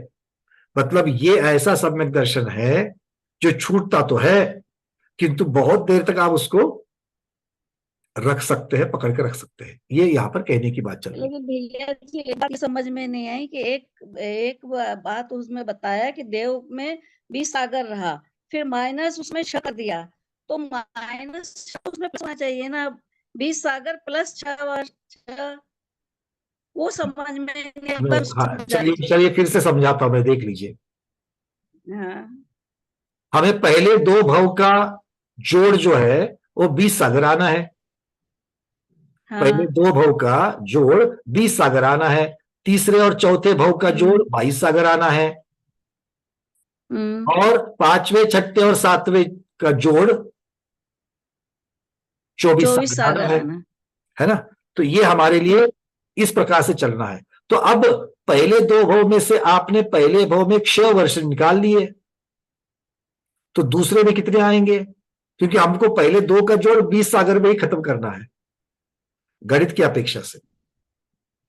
ये जरूरी नहीं कि वो 20 सागर में ही खत्म करे, हो सकता है वो 21 सागर ले ले वहां पर अगर वहां 21 सागर लेगा तो नीचे जाकर के उसको कम कर हो जाएंगे, क्योंकि टोटल तो 66 सागर ही चलना है, उससे ज्यादा 22 सागर की जगह ऊपर 21 हो जाएंगे। 21 हो जाएंगे, तो बीच में 22 की जगह पर 21 हो जाएंगे, फिर नीचे 24 रह सकते हैं। अगर बीच में 22 रहे तो नीचे 23 हो जाएंगे। ठीक है भैया। टोटल हमको 66 सागर आना ही आना है। ये त्रिकालाबाधित सत्य है, ये भगवान की वाणी, इसमें बदल नहीं होगा, ये सिद्धांत है, ये नियम है ना। ठीक है भैया। चलिए हेमा दीदी पूछिए। हाँ वंदना भैया, बस हमारा भी यही प्रश्न है कि वो माइनस क्यों क्या ऐड होना चाहिए, बस वही हमारा प्रश्न था। ठीक है, चलिए क्लियर हो गया। डॉक्टर मैना दीदी पूछिए। वंदना भैया, नहीं मैं ये पूछ रही थी कि अगर ये बीच में मनुष्य गति में आ ही रहे तो उस समय वापिस शायिक नहीं हो सकता क्या? हो भी सकता है, अगर वहीं पर क्षायिक हो जाएगा दूसरे भव में या तीसरे भव में, दूसरे में तो नहीं हो सकता देव की भव में, तीसरे में मान लो क्षायिक हो जाएगा, तो क्षायिक हो जाएगा तो आप उत्कृष्ट प्रमाण निकाल सकते हो क्या? वो 66 सागर से पहले ही क्षायिक हो गया, तो उत्कृष्ट नहीं निकलेगा। उत्कृष्ट के लिए जितना खींच सकते हैं, जितना खींचा जा सकता है उतना खींचा है उन्होंने। हाँ, पर वैसे बीच में शायक भी बन सकता है वैसे। हाँ, और ये जरूरी नहीं कि ये 7 या 8 भव बताए उतने में हो, वो 15 भव भी लगा सकता है, 9 भव भी लगा सकता है, 11 भव भी लगा सकता है। अच्छा, भव कितने भी हो, 66 तो बिल्कुल, क्योंकि टोटल 66 सागर होगा। अच्छा, ठीक है। हाँ, भव दोनों ही रहेंगे, मनुष्य देव मनुष्य देव मनुष्य देव। क्यों? क्योंकि उसको अखंड लेकर के जा रहा है, इसलिए और कोई दूसरा वहां पर प्रमाण बनता ही नहीं है। और सम्यक्त्व है तो सम्यक्त्व के साथ ही आयु बांध रहा है, सम्यक्त्व के साथ आयु बांध रहा है तो भोग भूमि की आयु बांधेगा नहीं मनुष्य में से, और देव में से बांधेगा तो कर्म भूमिया मनुष्य की ही बांधेगा। ये सारे सिद्धांत उसके साथ चलेंगे। ठीक है, चलिए आगे चलते हैं। निर्मला दीदी जयपुर से पूछिए।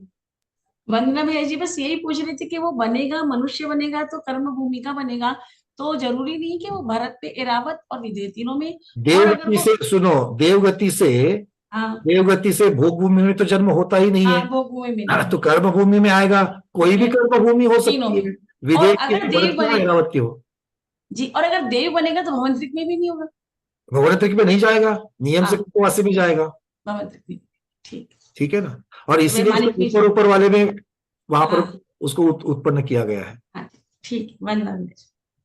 अच्छा, एक यहाँ पर चर्चा ये भी आ सकती है कि भाई ठीक सीधा फिर सर्वार सिद्धि में क्यों उत्पन्न नहीं किया 33 सागर में, दरबार से जो 33 सागर की ना आई। है ना। तो उस वहां उत्पन्न करते हैं 20-22 के साथ क्यों खेल रहे हो, कम वाले भाव में खत्म करके 66 सागर आ जाता। किसी को उत्तर आ रहा है क्या इसका जवाब बताइए। नहीं, वहां तो जाएगा नहीं ना। क्यों नहीं जाएगा दीदी, मतलब नहीं जाएगा नहीं, ये तो पर- ठीक है, ये तो अब सही कह रहे हैं कि नहीं जाएगा, पर क्यों नहीं जाएगा, हमारे आपके कहने से नहीं जाएगा। शायद प्रश्न में क्या है ना, वो वहां पे जाने वाला तो जीव एक भव अवतारी होता है ना, ऊपर जब सर्वार सिद्धि अरे जाता है। बट शायोक्षमिक सम्यक दृष्टि सर्वार सिद्धि में उत्पन्न हो सकता है क्या, ये प्रश्न चल रहा है। हाँ हो सकता है। हो सकता है। मीनाक्षी दीदी तो नहीं कर रही, जोर जोर से झंडा हिला रही है वो।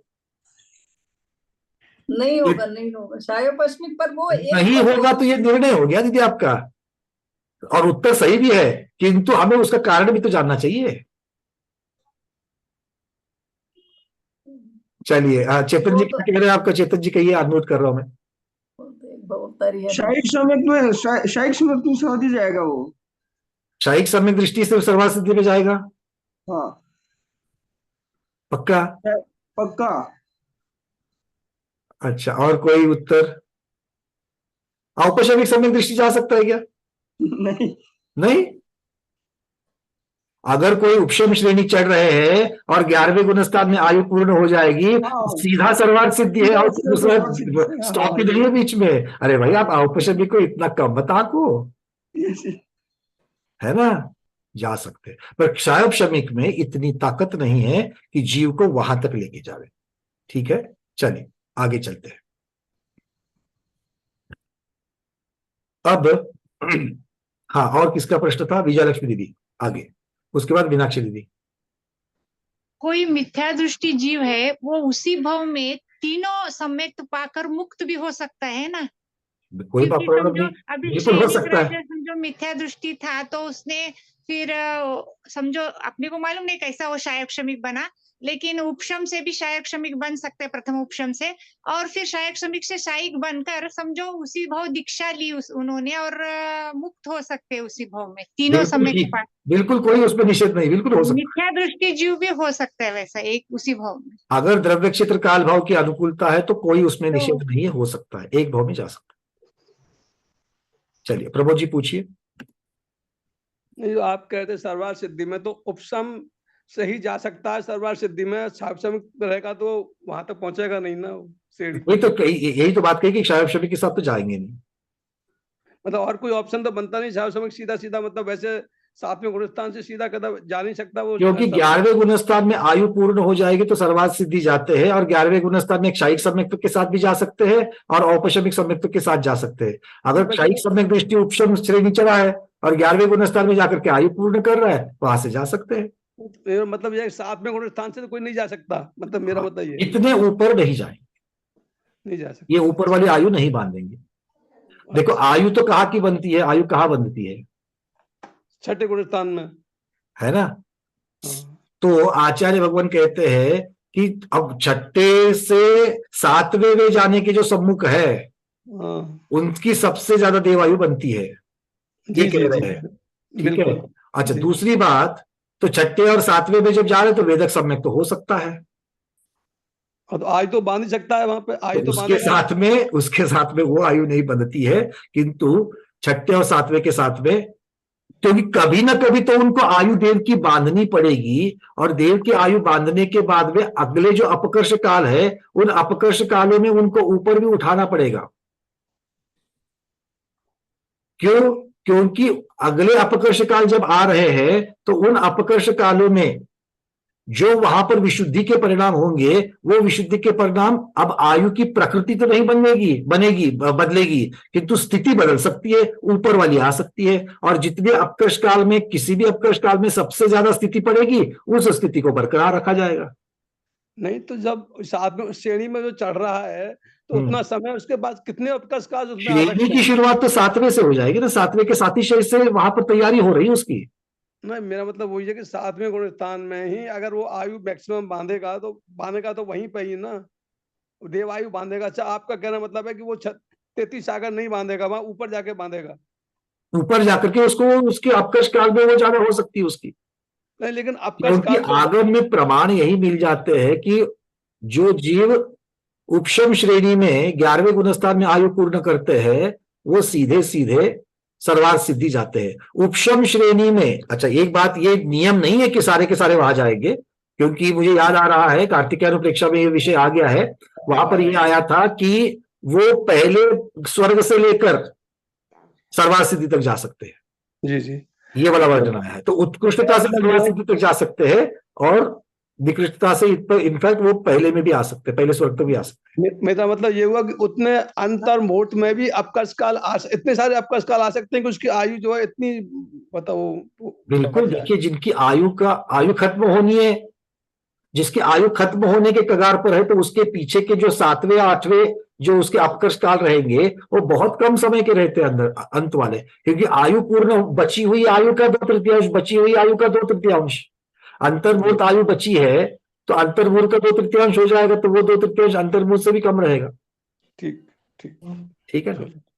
और तब कहां पर है वो, उन अपकर्ष कालों में वो जीव 11वें गुणस्थान में है, तो फिर किस प्रकार की बंधेगी। चलिए, हाँ स्नेहा दीदी पूछिए। ये एक और छोटा सा, इसका मतलब ये है क्या कि क्षयोपशमिक सम्यक के साथ 24 सागर से ऊपर की आयु नहीं बंधेगी? गणित में उन्होंने नहीं दिया है यहाँ पर दीदी, ये आपने अभी नहीं तो ये गणित में सीधा ऊपर के इसके ऊपर की भी तो आयु पकड़ करके जा सकते थे। मतलब क्षयोपशमिक के साथ कभी सर्वार्थ सिद्धि की आयु नहीं बंधेगी, ऐसा कहीं उल्लेख नहीं मिल रहा है। अगर कहीं प्रमाण मिलते हैं तो फिर देखना पड़ेगा, नहीं तो ये गणित में इतना सब उनको घुमाने की जरूरत नहीं थी। हाँ, मैं वही बोल रही थी कि इसका मतलब अपन ये निकाल सकते हैं कि 24 के ऊपर क्षयोपशमिक के साथ नहीं बनती, वो सिर्फ उपशम श्रेणी में ही बनती है। बिल्कुल, और ये जो है ये गणित जो है ये तो षटखंडागम की ये सिद्धांत चिंतामणि टीका से लिया, मतलब षटखंडागम में आया हुआ नहीं था ये। चलिए, हाँ कुछ पूछ रहे थी, हाँ बोलिए। भैया जी, ये जो सम्यक्त की जो प्रकृति है चल मल अवगाढ़ की तीनों उसमें बनी रहेंगी क्या? तीनों क्वालिटी बनी रहेगी उसमें? तीनों रहती है, प्रकृति नहीं है, वो दोष है। वो दोष है, तो ये तीनों पूरे पूरे पीरियड में उसके साथ में बनी रहेंगी। जैसे हमारे शरीर में वात पित्त कफ त्रिदोष रहते ही है, कभी किसका प्रकोप होता है, कभी किसका प्रकोप होता है, हो सकता है कभी 2 का भी प्रकोप हो, कभी 3 का भी हो, कभी 1 का प्रकोप हो। जैसे ये त्रिदोष है सम्यक दर्शन के, या तो 1 का या तो 2 का या तीनों का भी प्रकोप हो सकता है, बट प्रकोप होगा। सम्यक दर्शन से च्युत नहीं कराएगा, दोष लगाएगा, इतनी बात बेहतर। तो तीनों में बनी रहेंगी, तीनों इसकी क्वालिटी में। बिल्कुल। चलिए, मेरे ख्याल से काफी चर्चा इस पर हो गई है। चैट में एक बार देख लेते हैं।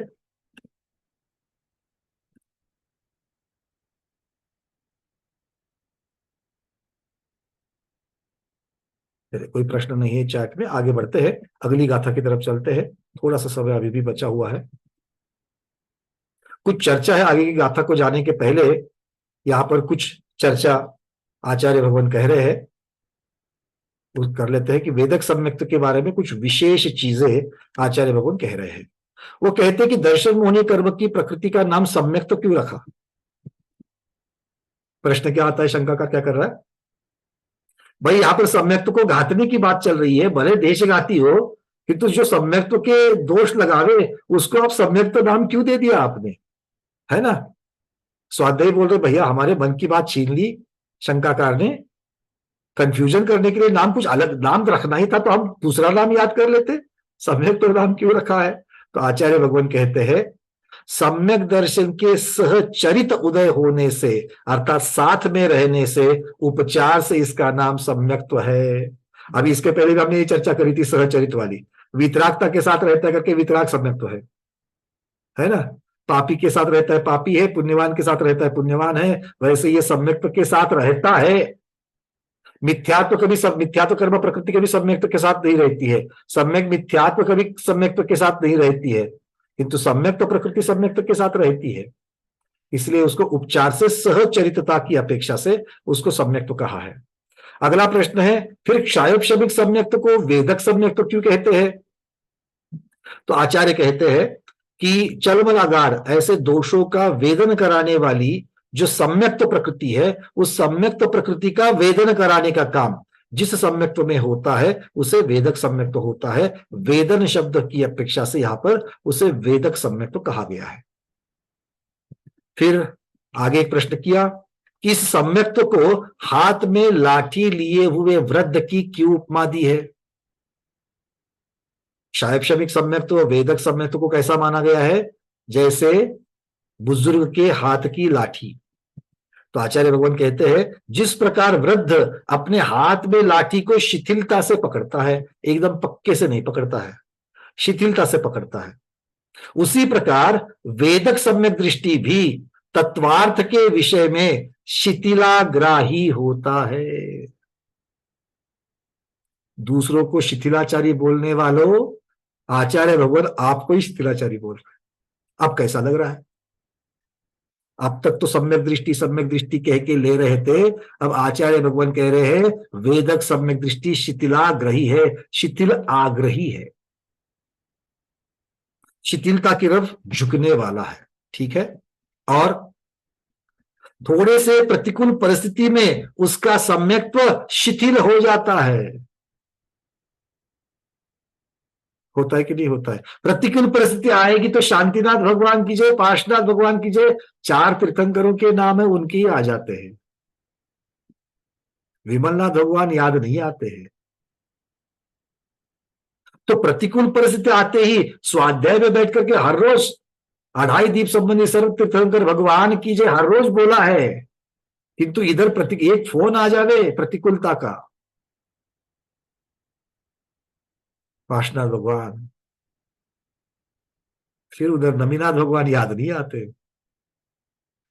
ये शिथिल हो गया, इसलिए आचार्य भगवान कहते हैं ये वृद्ध के जैसा है। जिस प्रकार वृद्ध के हाथ की लाठी कांपती रहती है, छूटती नहीं है, उस प्रकार ये सम्यक्त्व अस्थिर रहता है, शिथिलाचारी रहता है, शिथिल आग्रही रहता है, किंतु छूटता नहीं है। ठीक है, इसलिए इसको वृद्ध की लाठी की कल्पना दी है। फिर कहते हैं वेदक सम्यक दृष्टि ही क्षायिक सम्यक दृष्टि बन सकता है। कम्मक खवन हेतु आपने कहा, क्षायोपशमिक सम्यक्त्व को ही क्षायिक सम्यक्त्व का कारण हेतुभूत कहा। ऐसा क्यों? और कोई दूसरा नहीं, ऐसा क्यों? आचार्य भगवान कहते हैं वेदक सम्यक्त्व दर्शन मोहनीय कर्म और अनंतानुबंधी चतुष्क के क्षय का हेतु है, इसके अतिरिक्त कोई भी इसका नाश करने में समर्थ नहीं है, इसीलिए इसको क्षायिक सम्यक्त्व का हेतु कहा है। दूसरे और किसी में भी ये ताकत नहीं है, ये पात्रता नहीं है। अब दूसरा कौन बच गया? जो पहले से क्षायिक है वो तो फिर से क्षायिक बनने का क्यों जरूरत है उसको, है ना? और जो औपशमिक वाला है वो क्षायिक नहीं बन सकता है, क्योंकि वो तो उपशम कर रहा है, वो तो प्रकृतियों को दबा रहा है। अगर वो प्रकृतियों को दबा रहा है तो वो प्रकृतियों का क्षय कैसे करेगा? आ रही बात समझ में? तो इसलिए उसमें वो पात्रता नहीं है। अब और एक महत्वपूर्ण प्रश्न है कि वेदक सम्यक तो 4 से 7वें गुणस्थान तक ही होता है, तो आचार्य भगवान कहते हैं यहां से आगे 8वें गुणस्थान में क्यों नहीं होता? भाई ये प्रश्न आपके और हमारे मन में कभी ना कभी तो आए होंगे। इतना ही है कि हम इसको पूछते नहीं है। शंकाकार ने पूछा और आचार्य भगवान ने उत्तर दिया, चल मल अगाड़ आदि दोषों के साथ रहने की वजह से, निर्दोष नहीं होने की वजह से, संपूर्ण निर्मलता के बिना होने से श्रेणी के योग्य, क्योंकि 8वें गुणस्थान से श्रेणी चालू होती है और उन गुणस्थानों में जो विशुद्धि चाहिए वो विशुद्धि सदोष सम्यक्त्व के साथ नहीं बन सकती है। इसीलिए सदोष अर्थात क्षायोपशमिक वेदक सम्यक्त्व 7वें गुणस्थान से आगे श्रेणी के योग्य गुणस्थानों में नहीं बन सकता। वहां पर निर्दोष सम्यक्त्व के साथ ही जाया जा सकता है। ठीक है, क्लियर है? चलिए तो इस प्रकार से ये आचार्य भगवंत यहाँ पर उदाहरण दे रहे हैं। अब यहां से आगे औपशमिक सम्यक्त्व और क्षायिक सम्यक्त्व, इनके लक्षण को बताने वाली 26 नंबर की गाथा शुरुआत हो जाएगी, किंतु ये नया प्रकरण हम यहाँ से चालू नहीं करेंगे, तो क्योंकि अभी समय तो आपका पूरा होने जा रहा है। अगर किसी के पास प्रश्न हो तो वो प्रश्न पूछ सकते हैं, नहीं तो फिर हम निष्ठापन क्रिया की तरफ बढ़ेंगे। किसी का प्रश्न है अब तक की जो भी चर्चा हम लोगों ने की है उसके ऊपर?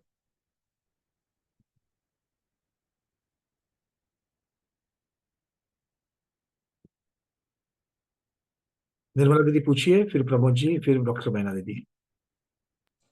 वंदना भैया जी मिथ्यात्व के लिए था, अपन किसी भी चीज की अगर डिवाइडेशन करते हैं तो उसको डिवाइड के ही नाम लेते हैं। अब अपन ने यहाँ पर जो मिथ्यात्व के 3 टुकड़े किए, उसमें अपन मिथ्यात्व को भी ले रहे हैं, सम्यक मिथ्यात्व को भी ले रहे हैं, सम्यक उसको भी ले रहे हैं। तो यहाँ पर वो वाला मिथ्यात्व एज इट इज आ गया क्या? हाँ, उसमें मिथ्यात्व का एक भेद मिथ्यात्व ही क्यों रहा? क्योंकि फर्क किसमें पड़ा? फर्क 2 में ही पड़ा। हाँ। एक के 3 भाग हो गए, पर वो तीसरा भाग कैसे है? ऊपर के 2 भागों में फर्क हुआ। किसमें फर्क हुआ? प्रकृति में फर्क हुआ, घातने की शक्ति में फर्क हुआ, किंतु जो नीचे वाला पोर्शन रहा उसमें कोई फर्क पड़ा ही नहीं है। तो वो ओरिजिनल के जैसा है, तो उसका नामकरण क्यों अलग बदलेगा? तो वो ओरिजिनल वाला है तो वो मिथ्यात्व ही रहा, और बाकी के 2 के नाम चेंज हो गए। तो उस एक के 2 डिवाइडेड हो गए, ये एक के 3 टोटल, कुल तो 3 भाग हो जाएंगे। हाँ, क्योंकि हाँ। पहले वाला भाग जो है वो तो बरकरार रहेगा और नए 2 बनेंगे। अगर आप शब्द नया लगाते हो तो नए 2 बनेंगे, कुल 3 होंगे। 3 हो जाएंगे, वो एज इट इज और प्लस 2। हाँ, वो एज इट इज पुराना वाला प्लस 2 नए। ठीक है, चलिए। ठीक है, वरना किंतु 2 नए जो बन रहे हैं वो पुराने वाले से ही बन रहे हैं, ये महत्वपूर्ण है। नए कहीं से दूसरी जगह से नहीं आ रहे। चलिए प्रभु जी पूछिए। ये कहता है जल मल और अगार में बड़ा कंफ्यूजन होता है, तो इसको एक बार और समझा दीजिए। हमेशा जो देखिए है चल सब, अब यहाँ पर आप जैसे इसको क्या कह सकते हैं, इसको आप नियम के जैसा ही, क्योंकि अलग अलग जगह पर इसके थोड़ा सा कंफ्यूजन की बात तो होती है जैसा आपने कहा, बट अगर हम लोग इसको एक थोड़ा सा लॉजिकली चलेंगे तो बिल्कुल समझ में आएगा। तो मैं आपको लॉजिकली एक चित्र अब यहाँ पर आपको दिखाने जा रहे हैं। 1 मिनट,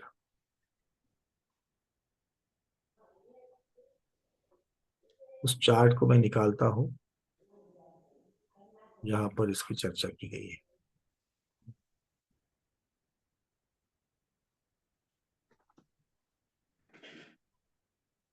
यहां से मैं शेयर कर रहा हूं। देखिए सबसे पहला है चल। चल अर्थ होता है चलायमान होना, चंचलपना। तो चंचलपना यहाँ पर जल की तरंग, चंचलता जो है वह दिखाई गई है। अब ये चंचलता क्यों आई है? ये चंचलता मुख्यता से किसके बारे में आ रही है, ये महत्वपूर्ण है। तो आचार्य भगवान कहते हैं कि आप्त आगम आदि के विषय में चंचलपना, मतलब ये आप्त मेरा है, ये आगम मेरा है, ये गुरु मेरे है, ये मंदिर मेरा है, ये प्रतिमा मेरी है, इस प्रकार का भाव आना ये हमारी चंचलता का दर्शन है। इसीलिए कहते हैं कि अपने बनाए हुए मंदिर में अपनापन और दूसरे के बारे में उतना अपनापन नहीं रहना, ये चलायमान होना है। और कंफ्यूजन होता है मुख्यतः से अगार के साथ में। मल वाले में तो पूरी क्लैरिटी रहती है। अब अगाड़ वाले में क्या है? अगाड़ वाले में ममत्व शब्द रखा उन्होंने। पहले चंचलता है, अब ममत्व है। चंचलता किसमें है? आप्त और आगम आदि के बारे में है चंचलता, और अगाड़ में आप्त और आगम के बारे में भी सिर्फ ममत्व है। तो वहां पर भाव बदल रहे हैं। भाव किसके बारे में है? वो हमेशा दोनों के बारे में समान ही है। चंचलता में भी आप्त आगम के बारे में ही है और अगारता में भी आप्त आगम के बारे में है। वहां पर चंचलता के भाव है, यहां पर ममत्व के भाव है। ममत्व मतलब मेरा अपनापन, राग भाव इस अपेक्षा से है। मतलब शांतिनाथ भगवान मेरे, पार्श्वनाथ भगवान मेरे, दूसरे नहीं है ऐसा नहीं है, दूसरे नहीं है ऐसा नहीं है, इनसे ज्यादा मैं इनमें राग भाव रख रहा। ठीक है, तो इस अपेक्षा से ये ममत्व भाव कहा गया। मतलब चल में ये हुआ कि ये ऐसा करते हैं, ये विघ्न निवारक के, इस तरह से जो डिवीजन करते हैं वो चल में हो गया। भाई चंचलता में क्या है कि जो मेरा है उतने में ही मेरा ममत्व या मेरा भाव है, दूसरे के बारे में नहीं है। मतलब जो पराया है वो पराये के बारे में मुझे वहां पर पराया आप्त या पराया आगम, अब यहां पर आप तो मतलब ऐसा नहीं कि वितराग भगवान को छोड़ करके, क्योंकि वो करेंगे तो फिर मिथ्यात्व में जाएंगे।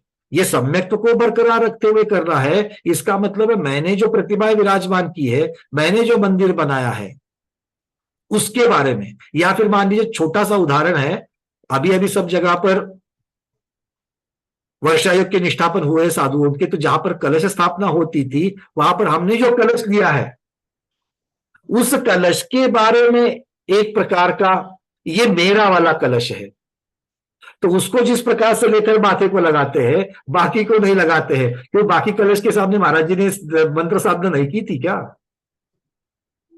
नहीं तो वो नहीं, तो मेरा मतलब ये है कि जिसको ये कहते हैं कि ये भगवान ऐसा कर, मतलब इसके लिए विघ्न निवारक है, ये जो है शनि निवारक है, तो इस तरह का कहना ये किस में ये अगारता में आ जाएगा। एक में शक्ति है दूसरे में शक्ति नहीं है, इस प्रकार की भावना अगर हो जावे तो वो अगारता में आएगा, क्योंकि ममत्व एक ही में ममत्व आ रहा है।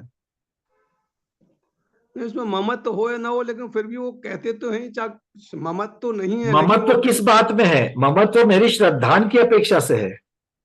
ममत्व यहाँ पर राग रूप परिणाम चारित्र की बात नहीं कर रहे हैं, ये श्रद्धान में ममत्व की बात है। मतलब मैं ये शक्ति पार्श्वनाथ भगवान के पास है ऐसा मान करके चल रहा हूं, ये अगाड़ में आएगा, ये अगाड़ में आएगा।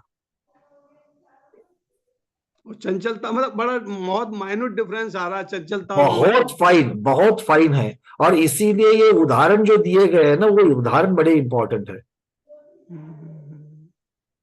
ठीक, चलिए डॉक्टर बैना दीदी, आपका अंतिम प्रश्न। तो यही मैं पूछ रही हूँ, अपन ऐसे बोलते हैं ना कल्पतरु शांतिनाथ भगवान की जय, विघ्नहरण इसमें कोई दोष नहीं है।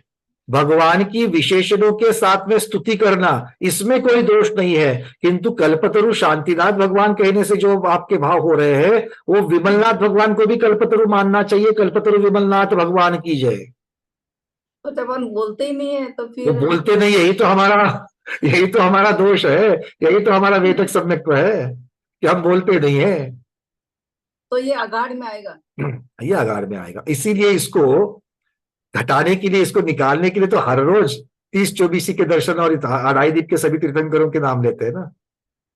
और अगर हो सके तो 30-24 के व्रत भी कर सकते हो। एक क्वेश्चन क्योंकि इसमें हर एक तीर्थंकरों के 108 जाप पे हो जाएंगे। और जब जाप पे करते तो इनके भी पंच कल्याणक हुए हैं, इनके भी हुए हैं, इनकी भी माँ ने 16 स्वप्न देखे हैं, इन सब की चर्चा होती है वहां पर। और उस विधि से अपने दिमाग से ये जो दोष है ये कम होने के लिए फायदा होता है उससे। अच्छा, अब दूसरा क्वेश्चन पूछना था। जैसे आपने बताया कि द्वितीय उपसम को किसी ने 4 से 11 तक माना ना, 4 से 7 में भी द्वितीय उपसम हो सकता है, ऐसा माना ना किसी ने। तो फिर वो कैसे होगा चलमन लगाड़ के साथ? क्योंकि चलमन लगाड़ तक सम्यक भी है, तो है ना, वो शायद पक्ष में है। तो नहीं, वो विषय नहीं है वहां पर। 4 से 7 में तो अलग अलग प्रकार के सम्यक्त हो सकते हैं। 4 से 7 में वेदक सम्यक्त होगा तो वेदक सम्यक्त के स्वरूप के साथ में होगा, उसके लक्षण के साथ होगा। 4 से 7 में अगर क्षयिक होता है तो क्षयिक के लक्षण के साथ होगा। और 4 से 7 में अगर औपशमिक हो रहा है तो उसके लक्षण के साथ। औपशमिक का लक्षण क्या है? सदोष नहीं है किंतु अंतर्मुहूर्त के लिए टिकेगा, ये उसका लक्षण है। क्षयिक का क्या है? कोई दोष भी नहीं है और अनंत काल तक रहेगा। और क्षयोपशमिक का ज्यादा देर तक रह सकता है, पकड़ करके रख सकते हो अगर पकड़ सको तो, नहीं तो छूट भी सकता है और सदोष रहेगा, ये उसका स्वरूप है। तो द्वितीय उपशम जब बताया कि 4 से 7, 4 से आगे भी रहता है पर 4 से 7 में भी होता है, ये बताया ना एक जगह पर बताया। तो देखो क्या हो रहा है ना, ये देखो ये वाली चर्चा हम इनका अभी अगले क्लास में ज्यादा करने वाला है। क्यों? क्योंकि हम लोग जो प्रधानता से वर्णन है, जो ज्यादातर वर्णन है, उसकी चर्चा ही नहीं कर रहे हैं। अपवादात्मक एक वर्णन जो आया है हम उसका वर्णन कर रहे हैं। अब उसके बारे में ज्यादा कहीं पर भी वर्णन नहीं है। हमने मोक्ष मार्ग प्रकाशक निकाल करके देखा, गोधा जी के प्रवचन को भी देखा हमने, वहां पर उन्होंने लब्धिसार जैसा ही माना है, उन्होंने 7वें गुणस्थान में साधु के द्वारा ही माना है। अब इसके ऊपर हम कहेंगे कल आपको, तो ये दोनों भी प्रकरण फिट बैठेंगे। अगर साधु के द्वारा अगर आप उसको कहेंगे, साधु शब्द लगा देंगे, तो फिर ये सब चीजें बिल्कुल बैठ जाती है। ठीक है, चलिए, तो अब इसका वर्णन अगले क्लास में होगा, उसका आ जाएगा। रेखा दीदी जल्दी से चलो। क्षायोक्षमिक सम्यक्त्व और वेदक सम्यक्त्व में क्या फर्क? दोनों एक ही है, कथन की अपेक्षा से अलग अलग है। अगर प्रक्रिया क्षय और उपशम की इस अपेक्षा से वर्णन चल रहा है, जो हमने चार्ट बनाया है, इन सर्वघाती का उद्या भावी क्षय, इसका सदवस्था, वो प्रक्रिया समझा करके बोल रहे हो तो वो क्षायोक्षमिक कहेंगे। और चलमल आधार इन दोषों का वेदन करने वाले की अपेक्षा से वर्णन करोगे तो वेदक कहेंगे। वैसे बोला चाली की भाषा में दोनों भी आप उपयोग कर सकते हो शब्द को, किंतु वो दो शब्द के अपने अपने अर्थ है, एक ही चीज का वर्णन है, अपने अपने अर्थ है किंतु। ठीक है, चलिए, तो आज के स्वाध्याय को गुरुओं के श्री चरणों में बारंबार नमोस्तु वंदामि इच्छामि करते हुए यहीं पर समापन करते हैं। जैनम जयतु शासनम, जैनम जयतु शासनम, जैनम जयतु शासनम।